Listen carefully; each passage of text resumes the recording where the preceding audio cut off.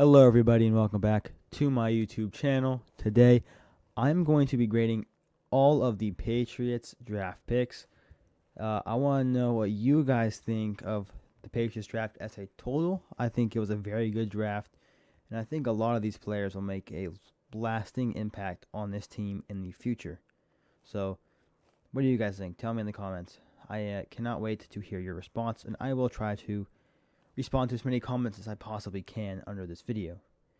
But without further ado, let's just jump right into it with the first pick of the Patriots draft. In the first round, with their first pick at the 4th overall selection, the Patriots drafted Will Campbell, the offensive tackle out of LSU. I am going to give this pick an A. Not an A plus exactly, and I'll explain why in a minute. But let's just get the big elephant in the room out of the way. Short arms.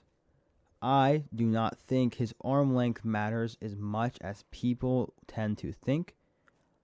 Honestly, I think it is heavily overrated. I mean, Will Campbell played many years at LSU, and no one complained about his arm length until he actually had measurements done to see how long they really were. So he could succeed against players who have that length, who have that skill, who are NFL level players. And he did not just fine, he did amazing. His short arms do not matter, and the main reason why, if we're being honest, is his mentality. He is very physical, and he really wants to get the win. He wants to protect that quarterback, as a matter of fact. Just watch this clip.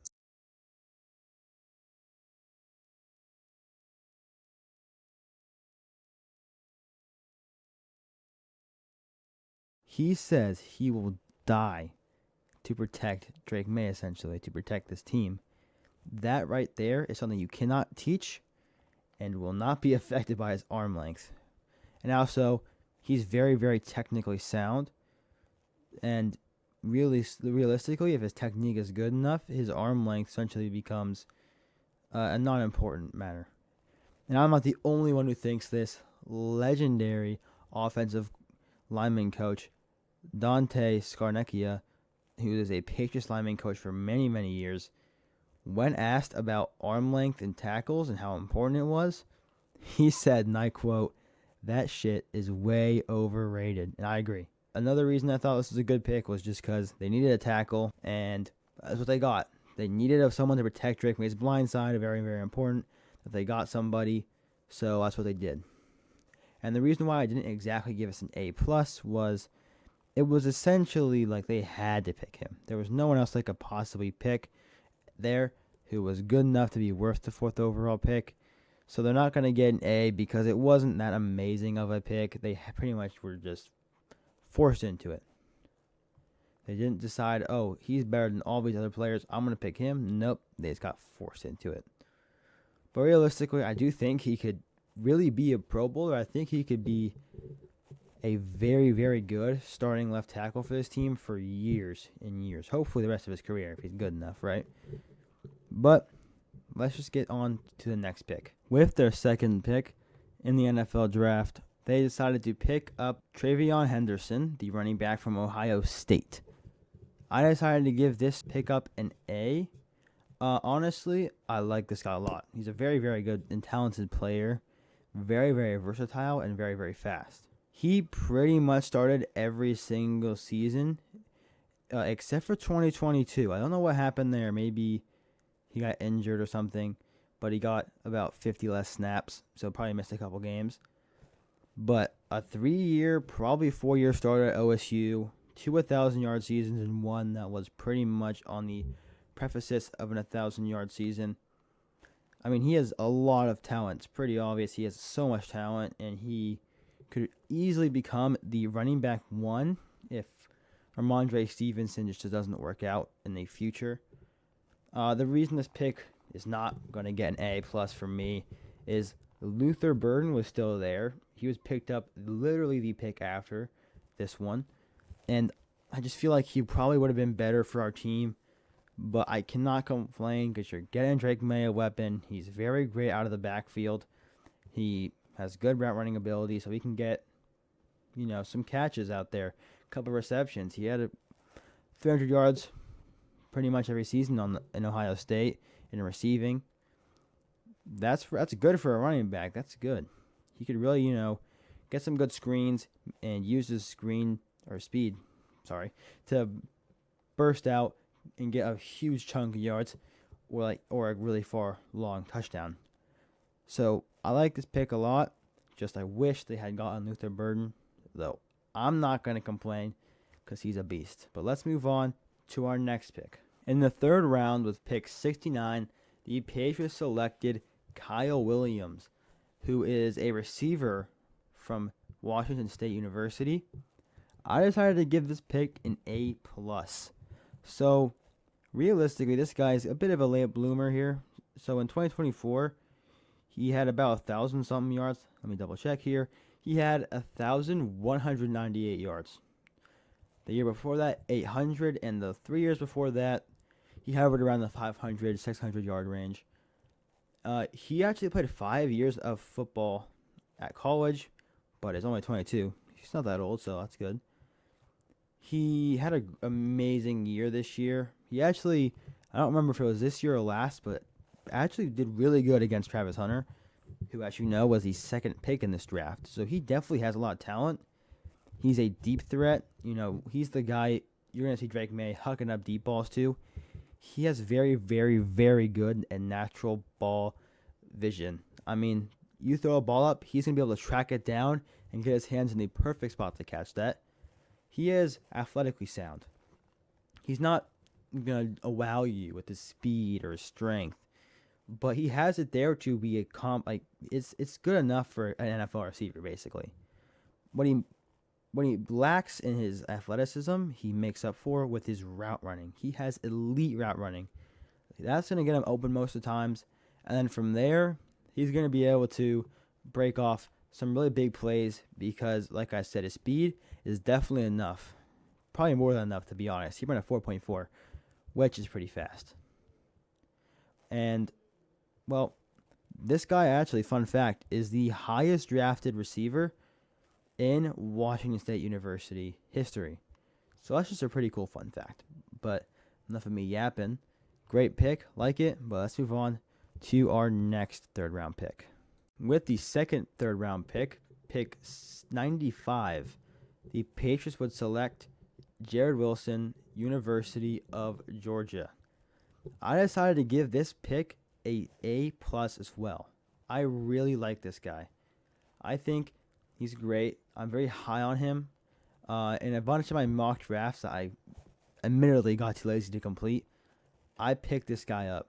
I think even with that Garrett Bradbury signing, he is definitely somebody I wanted. He is the number one center in this class by a mile, and it was an absolute steal to pick this guy here. I thought he was going to be gone in the second round for sure, but he slipped all the way to pick 95. He's a pretty young guy, so he could easily have a lot of years to develop behind Garrett Bradbury. He's very strong and powerful, despite his size and stature, which is a bit small. And he's very, very, mentally strong. He's going to play until that whistle. He's not going to stop blocking until he hears that whistle or the guy is dead, right? That is something you love to see in a lineman, no matter the size, even if he's a little undersized. In my opinion, that's not a big deal for centers because most of the time they're double teaming and they're getting assistance from their guards. So it's not the biggest deal to me. I love this guy. I am really high on this guy. And I do think in a couple of years, 2 or 3 years, he will definitely be starting. He will overtake Garrett Bradbury for sure.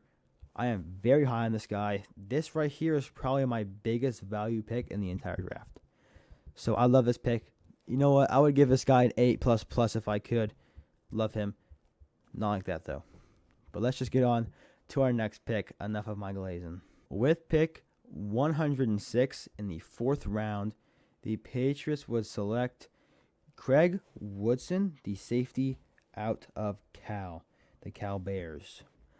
Now, I might be a little bit biased here because the Cal Bears are my favorite team, but I decided to give this guy, unfortunately, the lowest rating so far, with a B+. If you looked during the offseason, did mock drafts, this guy was ranked on most big boards to be, late 6th round, maybe early 5th round if possible. 4th round I thought was a bit of a reach for him, but I'm not going to complain. I like the kid. I've watched him play. I'm calling him a kid like he's not damn near twice my age. But he is a ball hawk. He does have inherent ball hawk skills. For a safety, he's had about 5 interceptions in his career. Doesn't sound like a lot, but for a safety, it's quite a lot actually. But he did manage to get 7 pass deflections this year. Yeah, no fly zone, right? This guy is great. He got 70 tackles. He's a very versatile safety, and he fits into the Mike Vrabel defense very well because he can play so many ways. He is a great box safety. He's a great zone safety. Mike Vrabel is definitely going to find a way to use this guy a lot. I do think that's probably why they reached for him, because they really wanted to make sure they got him since he fits in their system so well. I say don't be surprised if he gets a bunch of playing time as a rookie. Like I said, I like the pick. Not too much to say on him. I do think he could work out well. I do think he'll probably be on this team for a while. I think if he can't produce much on defense, he'll definitely be a special teams player since he has athletic ability and size. But let's move on to the next pick. In the 4th round, with pick 137, the Patriots would select Joshua Farmer out of FSU, and he is a D tackle. Now, when I was making this script, I don't know why I put this down. Well, I do know why, but I don't know why I put it like this. I have him here as either a B+++ or an A-. Kind of stupid, right? I just could not decide how I felt about this guy. So I think he's in the middle of a B+ and an A-. And he's either a really, really, really, really, really high B or basically barely an A. I like this guy a lot, to be fair. He deepens our D-line, and he has great size and power. I mean, if you can see some photos of him on the screen right now, you'll know he's a big dude. But my issue is, with him, we don't really need a D tackle. I know we're sort of figuring it out with Christian Barmore, and a D tackle would be kind of nice. I just don't think it's the biggest necessarily a huge need for us. But I do think he has the potential to be like a prominent figure in our D-line for years to come. I don't think he'll ever be the guy. I don't think he'll ever be a Milton Williams who's getting up $1 billion a year, or Chris Jones. But I think, in 10, 15 years' time, when he's retiring, he'll be a Patriot Hall of Famer. That's sort of the guy I'm assuming he's going to be.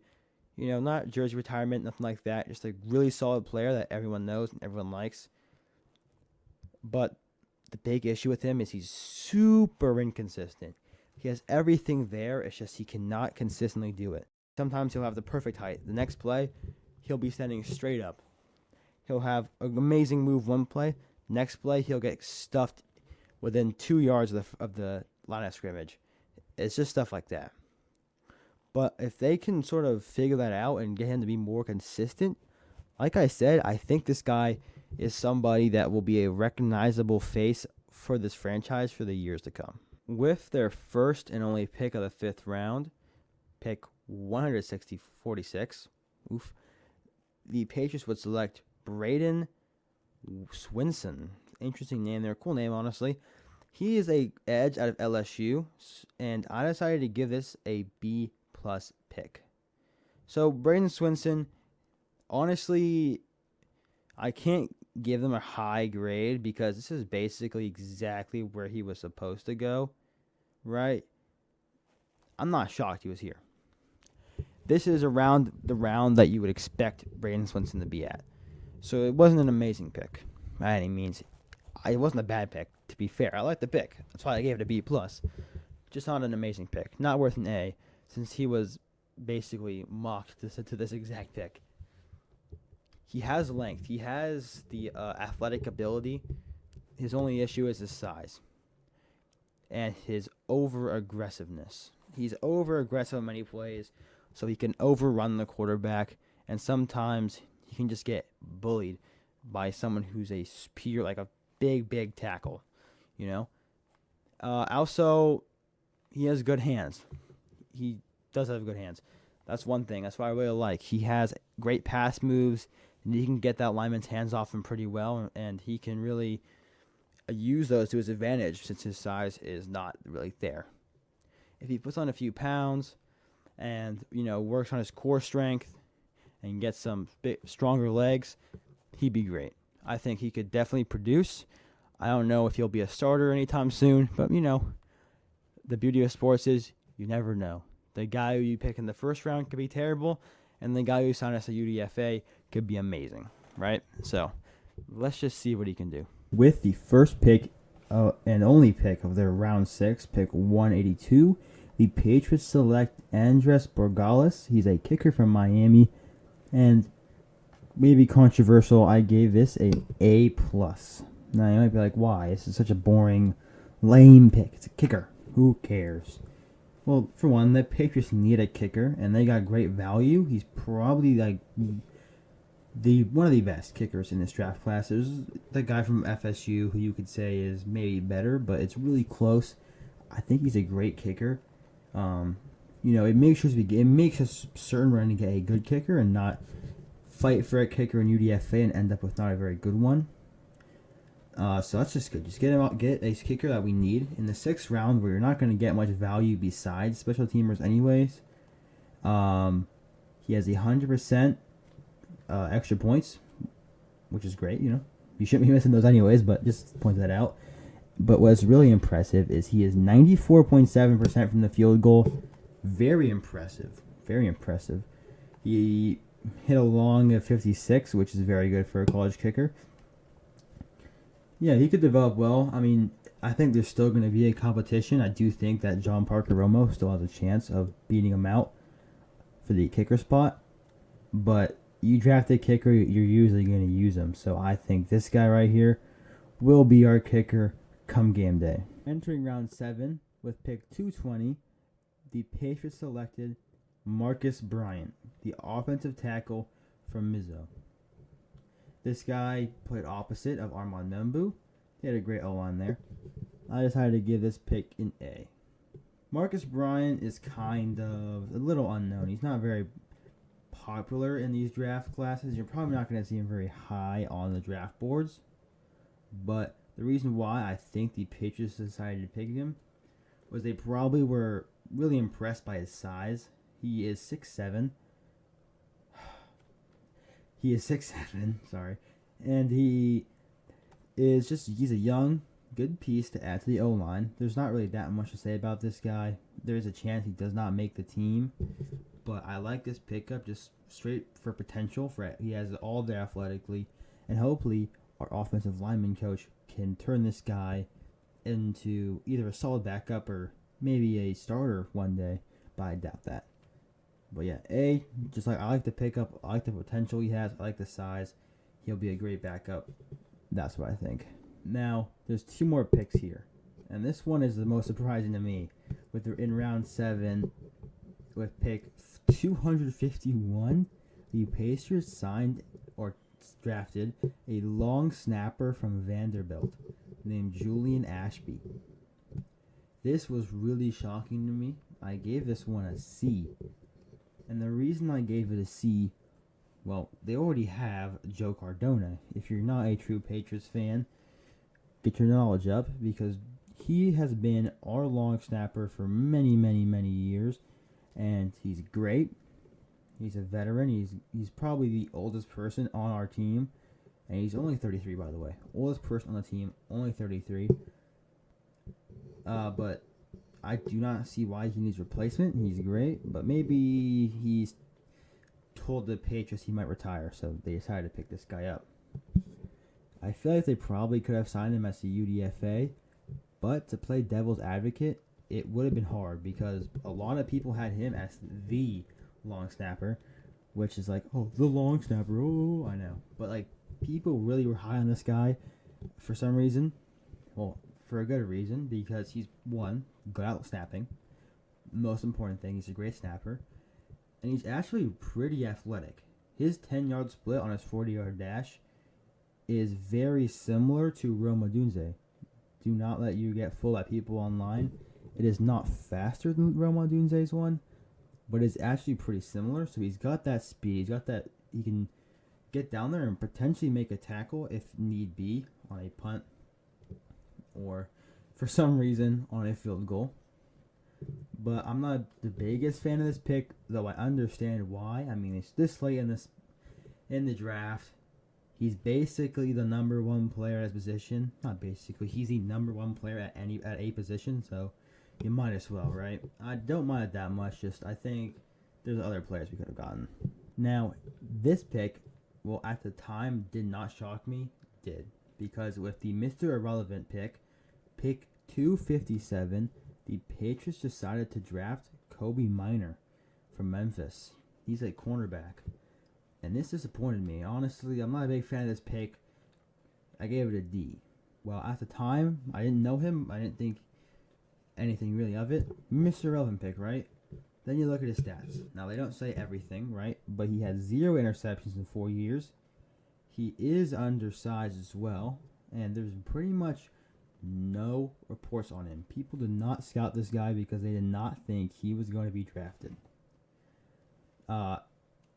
He's most likely going to be a special teams player. He could have 1,000% been a UDFA. Like, there's no one who really was fighting for this guy. I doubt it. There's a lot of better players at cornerback and other positions that we could have used, like Kobe Bryant or Nick Nash or Xavier Restrepo, which this pick really shocked me. I gave it a D.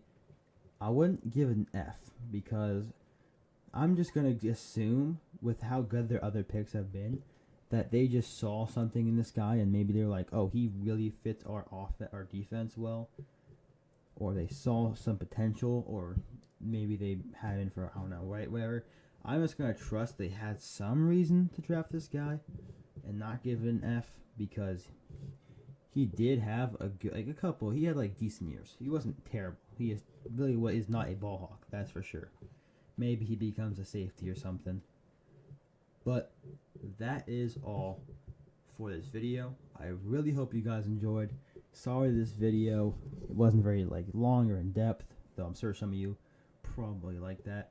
Just wanted to get this out soon after the draft, trying to get some views before all the other YouTubers release their videos and essentially take them all up. But I hope you enjoyed. Feel free to disagree with me in the comments or agree, right? And I would really appreciate that. I would really appreciate a subscribe or a like, any way you feel comfortable to help me out here. I will try to be, uploading more consistently. But thank you guys so much for watching. If you made it this far, love y'all. Bye.